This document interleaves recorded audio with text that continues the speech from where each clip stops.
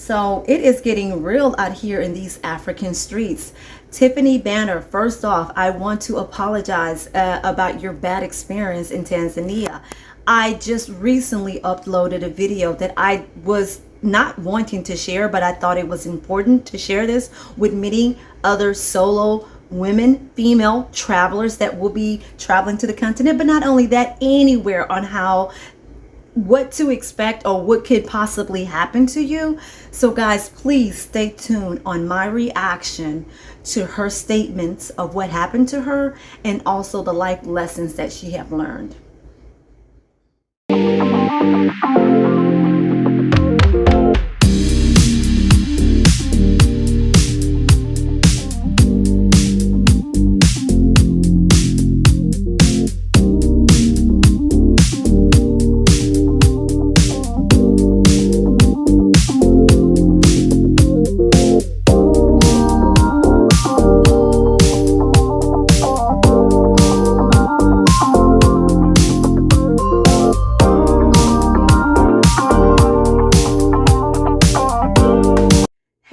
Welcome back to my channel, Finish the Race VL, aka Victory Lap.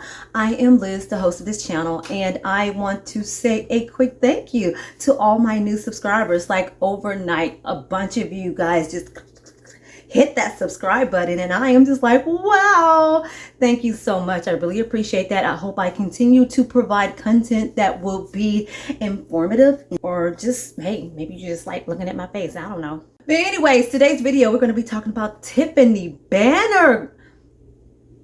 I just did a video last week about my encounter with the sexual harassment in Nigeria. I really did not want to do that video. However, I knew that we need to spread the awareness to a lot of female solo travelers. Even if you're not traveling to the continent of Africa, anywhere around the world, even in the US, we have to have precaution about ourselves on how to protect ourselves, and also to be aware of our surroundings, and always be prepared for uncomfortable situations such as what Tiffany Banner have described in her video. She is another African-American repat that is relocating from Tanzania. I can't even get it out.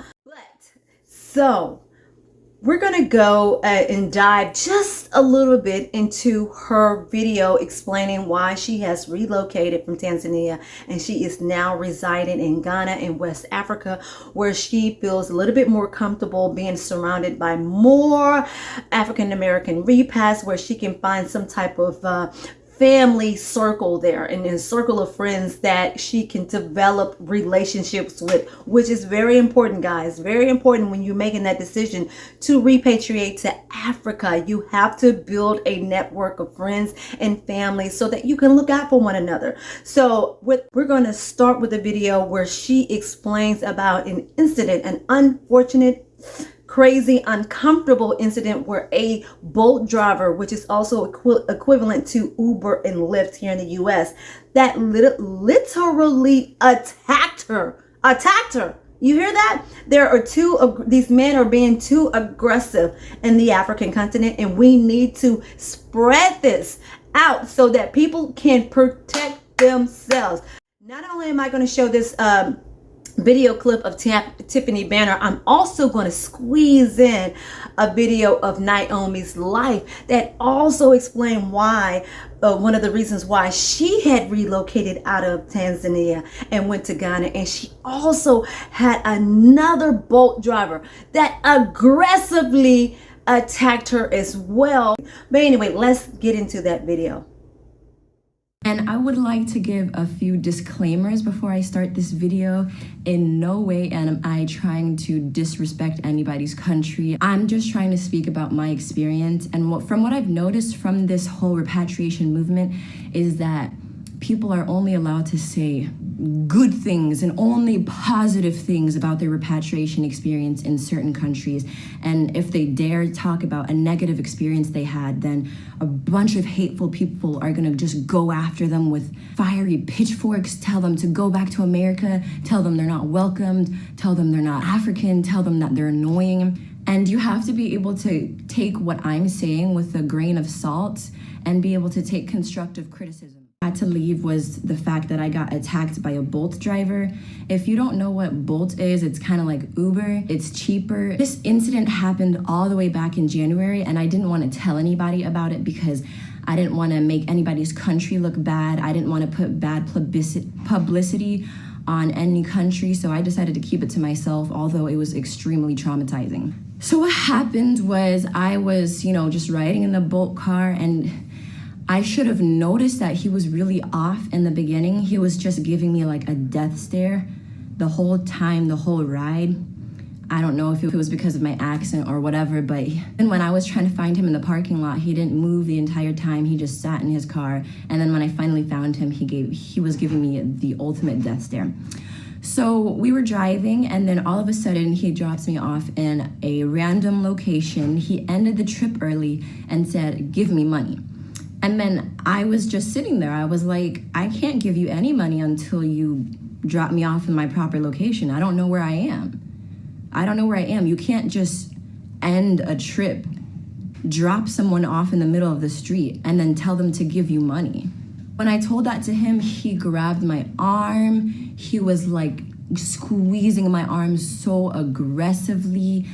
And when I was trying to click out of my seatbelt, he put his hand on the seatbelt so I couldn't click out. So he was like low-key kidnapping me. And this was January time. So this was when my accident was fresh. So I was really, really, really so afraid that he would try to like bash my head in or something. Just to keep in mind, this was a really, really traumatic event that happened to me. So I don't want to hear anybody being disrespectful. I'm speaking about my experience, okay? I was literally sobbing with tears. I was like, get off of me, stop this. You expect me to give you money if you're like literally have your hands on me? I didn't even know what to do. I just felt so helpless in that moment. And keep in mind, this was also in broad daylight. I literally called out to a man that was like on the opposite side of the car, and I was like, please, please help me. I was screaming, and the man got scared and just walked away.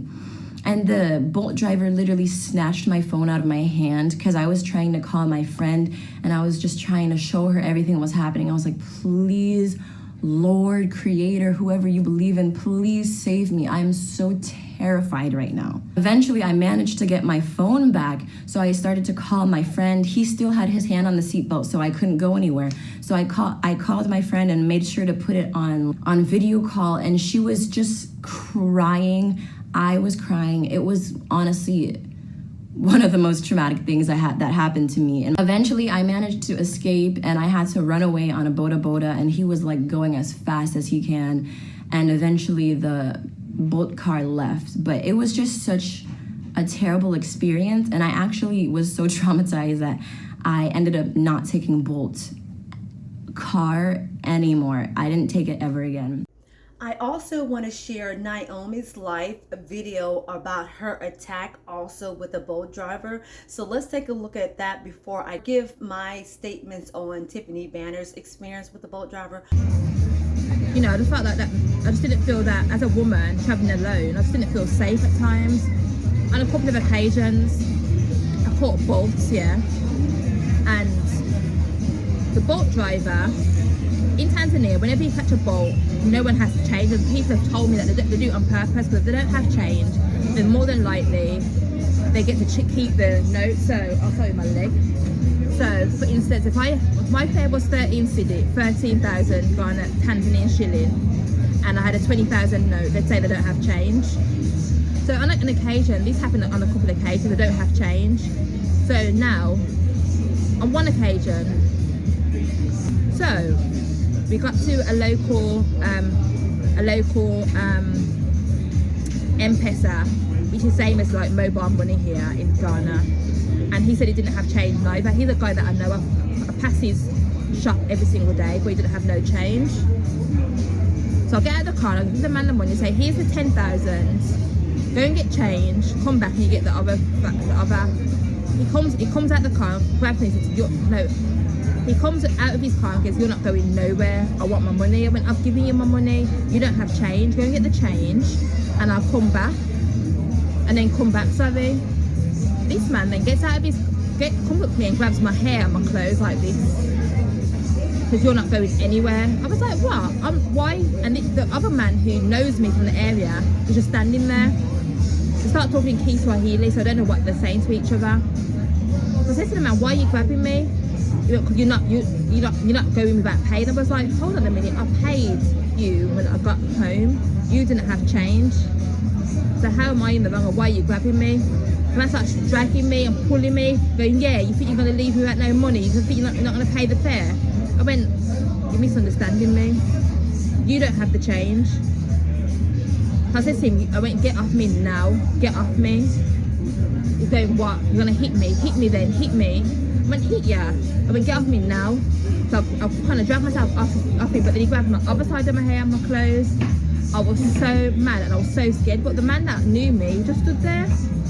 Because there's a kind of a code in Tanzania that they stick together no matter what. In Ghana here, yeah, no man is going to watch another man grab a woman, I'm telling ya. Men have so much respect for women here, but I think that because of the lack of respect that I've seen, I'm not trying to get at Tanzanians, this is my personal experience, they don't, for one, I'm a foreigner, so I don't really matter, I'm just money to them.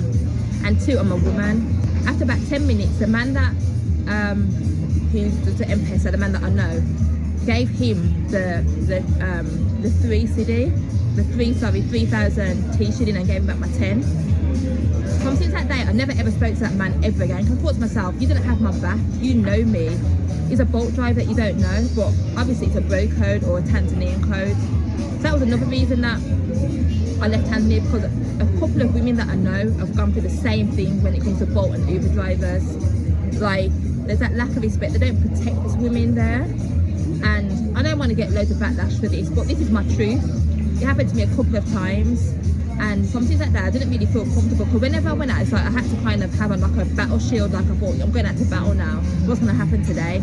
From that day, I only caught bites, so I thought to myself, I didn't want to be in a car with a man where he could lock the door on me or anything, so I caught bites from that day. Okay, so we had two scenarios dealing with boat drivers in Tanzania, which is so unfortunate. One where Tiffany Banner had, the driver took her to a destination that she was not going to, and then he got aggressive with her, trying to demand money from her. And this was in broad daylight, even though she was screaming for help, and other male passerby were not even trying to protect or save her. And it's like, wow, okay, the men doesn't care about, you know, the women that are there. They're like, wow, how frightening could that be, where people see you in danger and yet they're not there to try to protect you. So thankfully she got out of that situation safely, unharmed, maybe, you know, with a few just being frightened by the whole situation, and just with him touching her alone and being aggressive and taking her phone. And thankfully she got her phone back, because those phones are mad expensive. But then not only that, you know, she's so traumatized by this incident to where she does not even feel comfortable going back to request another boat driver. Like, wow, like that. So now you saw the video of Naomi, right? And she explained about her experience, how the boat driver was, one, trying to take advantage of the money situation again. And listen to these ladies who are telling these stories, including myself.